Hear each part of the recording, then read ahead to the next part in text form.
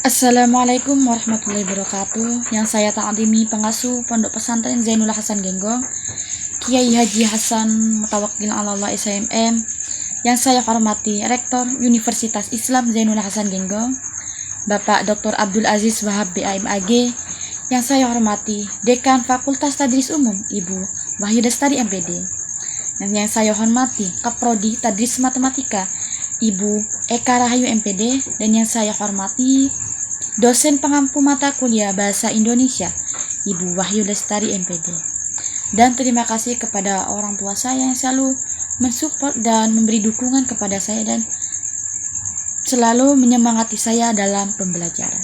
Pada video pembelajaran kali ini saya akan membahas mata kuliah Bahasa Indonesia yang berjudul pilihan kata atau yakni diksi. Pada dasarnya diksi merupakan hasil upaya memilih kata tertentu untuk dipakai dalam suatu tuturan bahasa. Dan pemilihan kata dilakukan apabila tersedia sejumlah kata yang artinya itu hampir sama atau bermiripan. Dalam pemakaian kata tidak sekedar memilih kata yang tepat, melainkan juga harus ada kata yang cocok.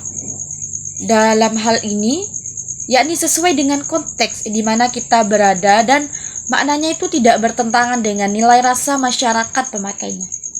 Seperti contoh ada kata mati yang bersinonim dengan kata meninggal, wafat, tewas, dan yang lain-lain.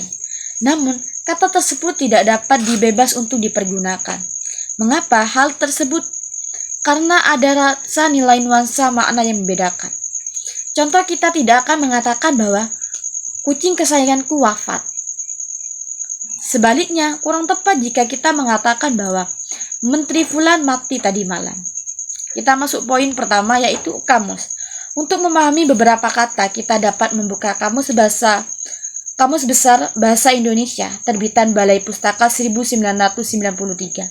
Seperti contoh dalam kamus itu tertulis kata beda. Ketika kita memperoleh kata beda dalam KBBI, kita mengetahui 5 hal yang pertama, kita mendapat informasi tentang jenis atau kelas dari kata dasar beda dan turunannya, nomina atau verba. Yang kedua, kita memperoleh informasi tentang makna kata beda itu sendiri. Yang ketiga, kita diberi contoh penggunaan kata dasar beda dan kata turunannya dalam kalimat. Yang keempat, kita mengetahui bahwa dari kata beda dapat diturunkan kata berbeda, berbeda-beda, perbedaan, membedakan, dan lain-lain. Dan yang kelima atau yang terakhir, kita memperoleh informasi tentang sinonim dari kata berbeda, yaitu berlainan, berselisihan, berpautan, dan masing-masing berlainan.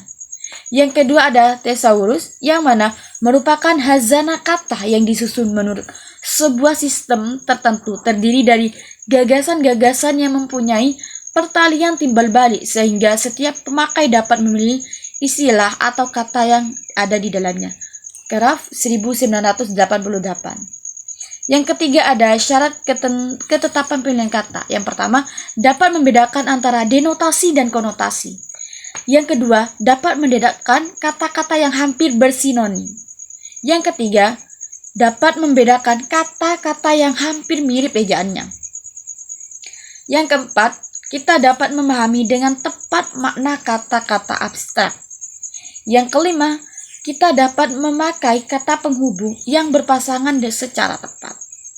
Yang keenam, kita dapat membedakan antara kata-kata yang umum dengan kata-kata yang khusus. Untuk poin yang keempat ada gaya bahasa dan idiom. Yang pertama, gaya bahasa sering disebut majas, adalah cara penutur mengungkapkan maksudnya. Dan ada beberapa cara yang dapat dipakai untuk menyampaikan sesuatu. Ada cara yang memakai perlambang, cara menekankan keharusan, dan masih banyak lagi. Dan ada 6 faktor yang mempengaruhi tampilan bahasa seseorang atau seorang komentator dalam berkomunikasi dengan komunikannya. Yang pertama, cara media komunikasi lisan atau tulis, langsung atau tidak langsung, media cetak atau media elektronik. Yang kedua, bidang ilmu, filsafat, sastra, hukum, teknik, kedokteran, dan lain-lain. Yang ketiga ada situasi, yakni ada resmi, tidak resmi, setengah resmi. Yang keempat ada ruang atau konteks seminar, kuliah, ceramah, pidato.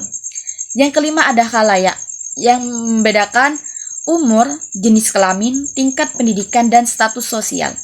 Yang keenam ada tujuan, yang mana membangkitkan emosi, diplomasi, humor, dan informasi. Yang kedua ada idiom dan ungkapan idiomatik. Idiom adalah ungkapan bahasa yang artinya tidak secara langsung dapat dijabarkan dari unsur-unsurnya. Melio 1984. Dan menurut Badudu 1989, idiom adalah bahasa yang terredatkan. Oleh karena itu setiap kata yang membentuk idiom berarti di dalamnya sudah ada kesatuan bentuk dan makna. Yang ketiga ada kesalahan pemakaian gabungan kata dan kata. Yang pertama ada kesalahan pemakaian gabungan kata yang sama, di, mana, daripada. Kedua, kesalahan pemakaian kata dengan, di, dan ke.